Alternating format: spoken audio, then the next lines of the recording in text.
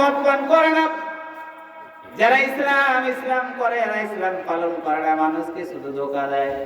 আবার একজন এমপি, নামটা ভুলে গেলাম, বলছে কোরআন কিছুই নয়, কোরআন একটা ভুয়া। জোরে বলেন নাউজুবিল্লাহ। একটু জিকির করেন সুবহানাল্লাহ। লা ইলাহা ইল্লাল্লাহ।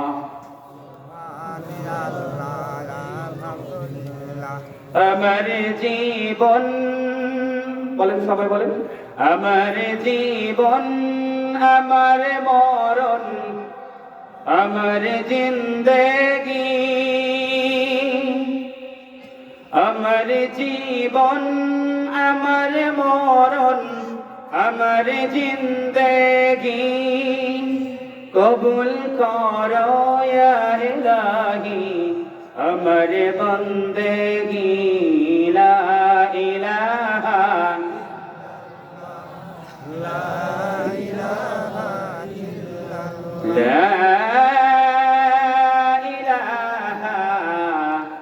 ইল্লাল্লাহু মুহাম্মাদুর রাসূলুল্লাহ সাল্লাল্লাহু আলাইহি ওয়াসাল্লাম।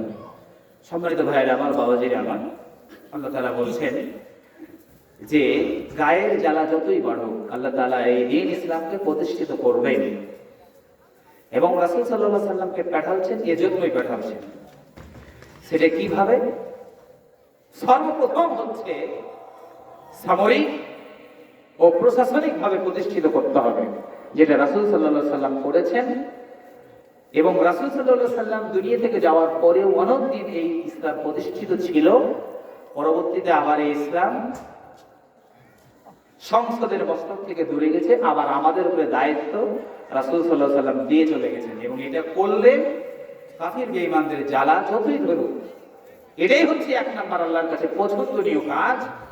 এবং আল্লাহ তাআলা এখানে বলছেন সূরা ফাতিহার ভিতরে, ওয়া কাফা বিল্লাহি শাহীদা, আল্লাহ তাআলা বলছেন যে এই কাজ যখন মুসলমানেরা করে, আল্লাহ তাআলাই সাক্ষী এবং আল্লাহ তাআলাই সাহায্যকারী। আল্লাহ রাসূল সাল্লাল্লাহু আলাইহি ওয়াসাল্লামের সামনে সাহাবীরা জিজ্ঞেস করছেন যে আমরা তো কাফিরদের জুলুমে অতিষ্ঠ হয়ে গেলাম,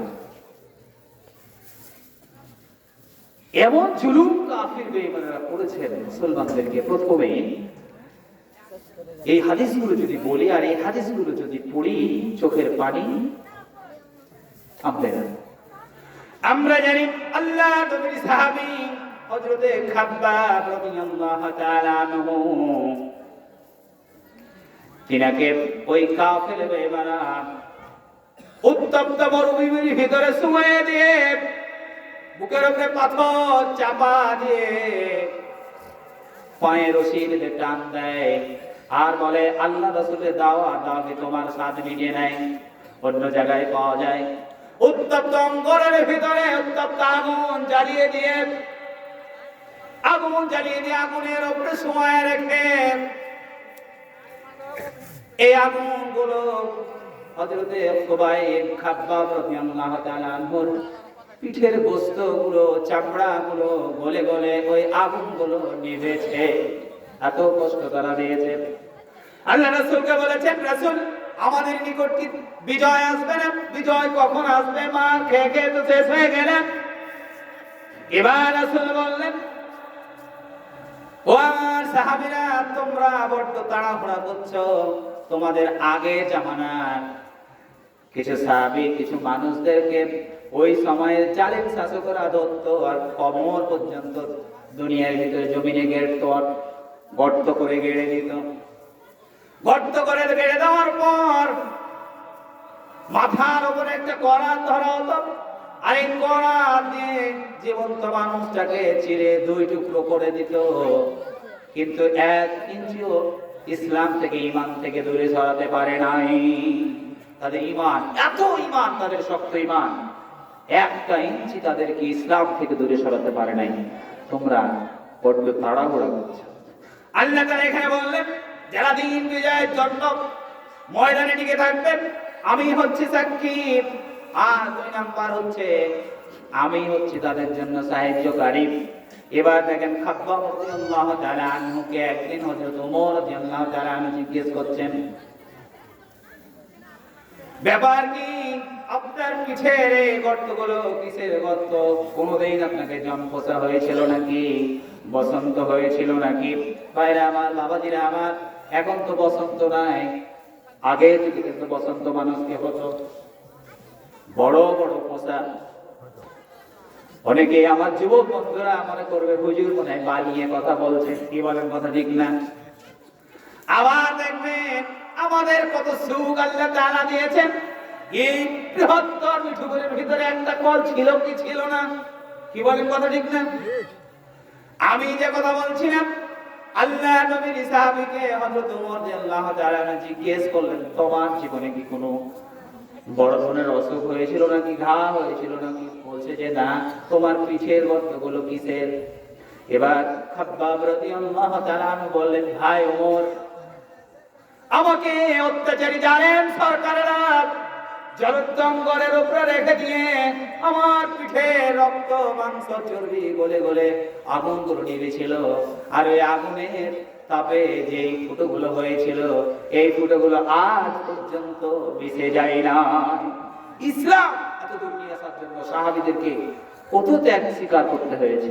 আর আমরা মনে করি যে নামাজ, রোজা, হজ, যাকাত করলেই মনে হয় ইসলাম শেষ। আল্লাহ তাআলা বলছেন যে না, তবে যদি থাকো তাহলে আমি তোমাদের সাক্ষীও থাকবো এবং তোমাদের সাহায্যকারীও থাকবো। আল্লাহ রাব্বুল আলামিন বদরের প্রান্তরে দেখেন, যে বদর থেকে আমরা আসলাম একটু আগে, ওই বদরের প্রান্তরে দেখেন মুসলমানদের সৈন্য সামন্ত হলো 313 জন। কয়জন বললাম ভাইরা আমার? 313 জন। কাফির বেঈমানের সৈন্য সামন্ত হলো 1000। কতজন বলেন ভাইরা আমার? 1000 সৈন্য সামন্ত।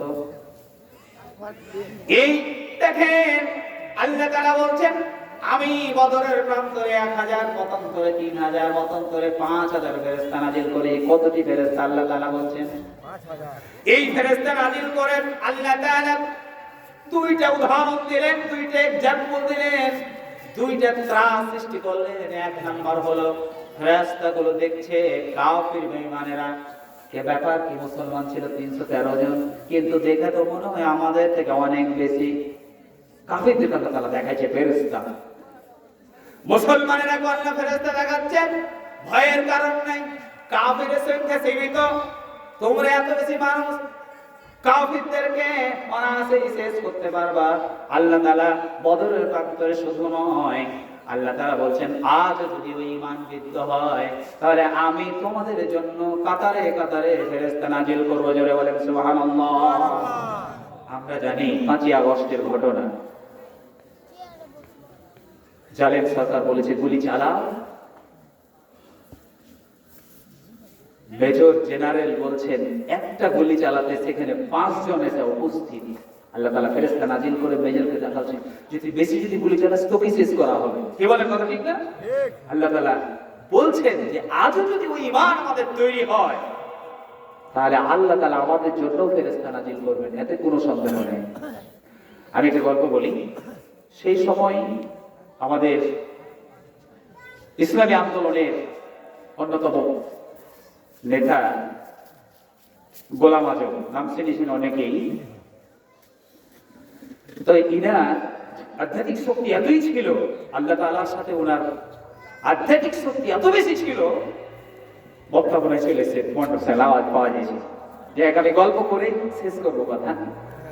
তো একদিন বিএনপির ভাইদের সাথে কাজে হয়েছে, বাংলা ভাষায় কথা বলি। বিএনপির ভাইরা ছাত্র শিবির ইসলামী আন্দোলনের কোন লোককে আছে বিশ্ববিদ্যালয়ে ঢুকতে দিবে না। তো সেই সময় আমির জামাত ছিল গোলাম আজম। অনেকে প্রশ্ন করতেন যে একজন জানা সাধারণ মানে জেনারেল মানুষ কিভাবে আমির জামাত হয়, কিন্তু ওনার যে জ্ঞান করোনা দিছে, যারা ওনার সম্পর্কে স্টাডি করেছেন তারা জানেন। একজন চাঁপাইনবাবগঞ্জের একজন মুহাদ্দিস, খুব বড় মাপের আলেম। উনি যখন ইন্টারভিউ বোর্ডে গেছিলেন, যারা ইন্টারভিউ বোর্ডে পরপরই গেলেছেন, উনারাই তার চলে গেছেন, এত জ্ঞানী মানুষ। তো উনি একদিন প্রশ্ন করছেন যে এই যে একটা জেনারেল মানুষ কিভাবে একটা ইসলামী আন্দোলনের মানে নেতা হয়।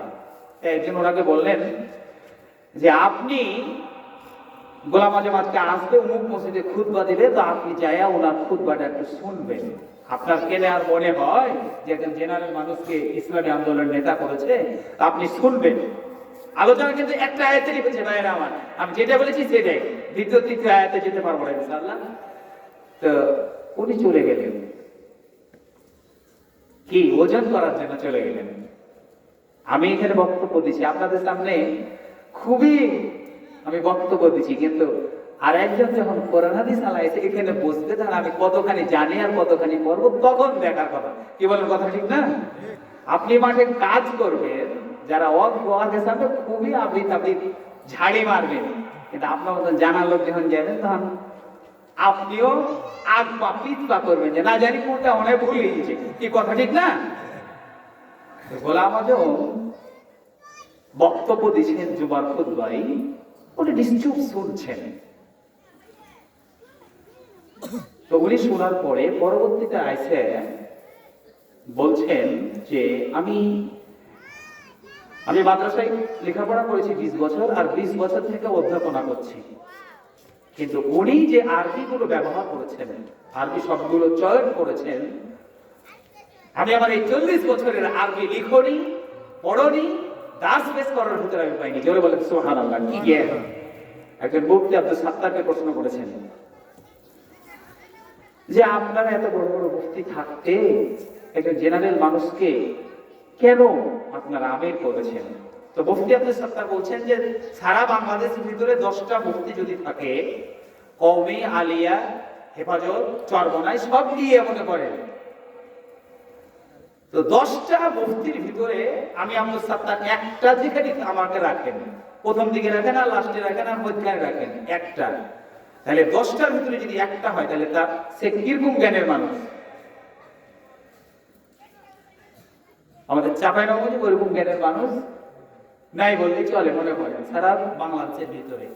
উনি বলছেন যে আমি আব্দুল সাত্তারের আরবির যে জ্ঞান, আমি 10 জনের ভিতরে একজন, এটা আমার আরবির যে জ্ঞান, আমার মতন 10টা আব্দুল সাত্তার গোলাম আজমের জ্ঞানের ভিতরে ছাড়লে তড়া হবে। এত বড় জ্ঞানী লোক, যদিও উনি অধ্যাপক ছিলেন মাইকেল কলেজে।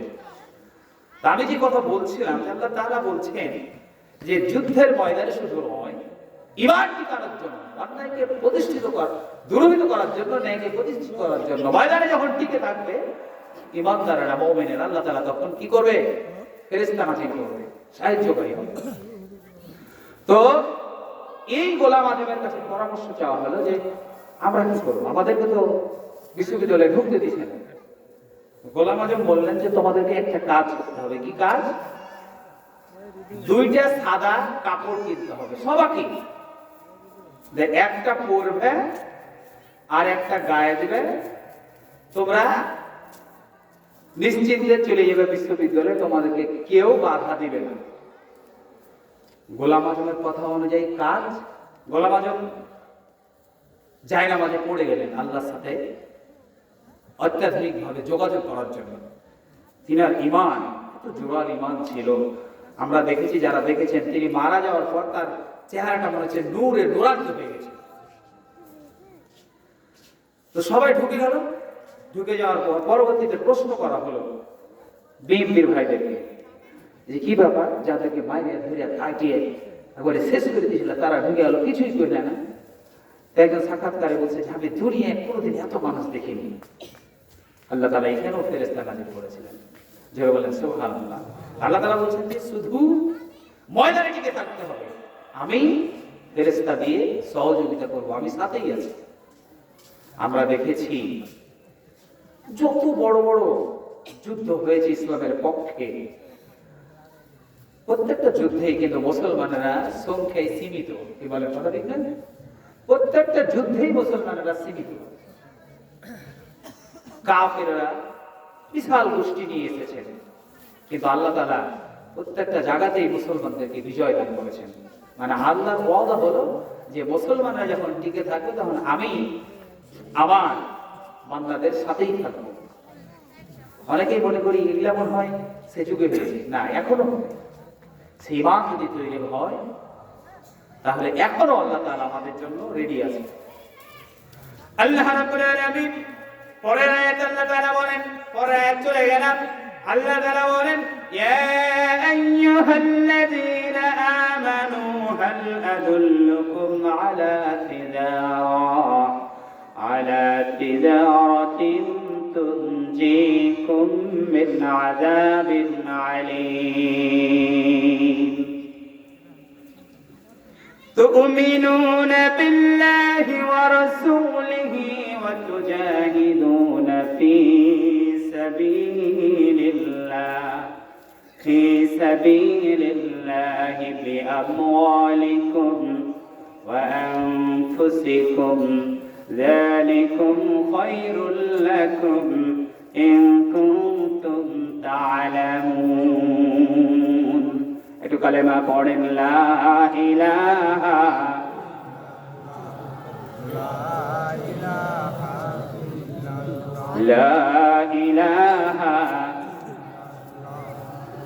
আল্লাহ তুমি সৃষ্টিকারী, তুমি লালনকারী, তুমি আল্লাহ পালনকারী, তুমি অন্তর্যামী লা ইলাহা, জবান ছেড়ে বলেন লা ইলাহা। কে দিল রে লতার গাছে এত বড় কধু, মৌমাছিরা কারি সারাই মৌমাছে দেয় মধু, কারি সারাই আল্লাহর ইশারা। আল্লাহ তাআলা বলছেন বুতুনিহা, মৌমাছির পেট থেকে আল্লাহ তাআলা মধু দিয়েছেন মানুষের অসুখ সারার জন্য। কি সারার জন্য? এই মধুতে আল্লাহ তাআলা শিফা রেখেছেন। সম্মানিত উপস্থিতি, আল্লাহ তাআলা দ্বিতীয় আয়াতে বলছেন যে হে ঈমানদারগণ, আমি কি তোমাদেরকে এমন একটা ব্যবসার কথা বলবো না যেই ব্যবসা তোমাদেরকে জাহান্নামের কঠিন যন্ত্রণাদায়ক আযাব থেকে মুক্তি দিবে। কি দিবে ভাইরা আমার, বাবাজিরা আমার? জাহান্নামের কঠিন যন্ত্রণাদায়ক আযাব থেকে মুক্তি দিবে। আমাদের তো টার্গেট এটাই, কি বলেন? এটা আমাদের টার্গেট না? আমাদের টার্গেট হলো জাহান্নামের আযাব থেকে বাঁচা এবং আল্লাহর জান্নাতে যাওয়া, এটাই তো টার্গেট। এই জন্যই তো তাফসীরের মাহফিলে, এই জন্যই তো দিন কায়েমের আন্দোলনের সাথে, এই জন্যই মসজিদে, এই জন্যই মাদ্রাসায়। কথা বলেন ঠিক না? আল্লাহ তাআলা বলছেন যে ব্যবস্থা করতে হবে, সেটা ব্যবস্থা হচ্ছে যে প্রথম নাম্বার কাজ হচ্ছে আমাদেরকে ঈমান আনতে হবে আল্লাহর প্রতি এবং তার রাসূলের প্রতি, আর আল্লাহ রাস্তায় জিহাদ করতে হবে ধন সম্পদ দিয়ে এবং জীবন দিয়ে। আল্লাহ তাআলা বলছেন এটা তোমাদের জন্য উত্তম যদি তোমরা বুঝতে পারো। লিল্লাহি তাকবীর। প্রধান বক্তার আগমন। মাহফিলের পক্ষ থেকে লিল্লাহি তাকবীর। আল কোরআনের আলো, আল হাদিসের আলো, আলেম ওলামা যেখানে, লিল্লাহি তাকবীর। সম্মানিত উপস্থিতি, আমি আপনাদের সম্পর্কে সুরাত সফ থেকে আমি প্রথমেই বলেছিলাম কথা শেষ হবে না, সময় শেষ হবে। আমি একটি আয়াতের আলোচনা আপনাদেরকে শোনালাম। আপনারা এই আয়াতের আলোকে আমি সহ আল্লাহ তাআলা আমাদের সকলকে যেন আমাদের বাস্তব জীবনে আমল করার তৌফিক দান করে। সবাই বলে আল্লাহুম্মা আমিন। আর এই সংক্ষিপ্ত কথার ভিতরে যদি কেউ কষ্ট পেয়ে থাকেন আমাকে নিজ করে ক্ষমা করবেন আর আমার জন্য দোয়া করবেন। আল্লাহ তাআলা যেন আমাকে এই কোরআন হাদিসের কথাগুলো বিভিন্ন জায়গায় সঠিকভাবে মানুষের সামনে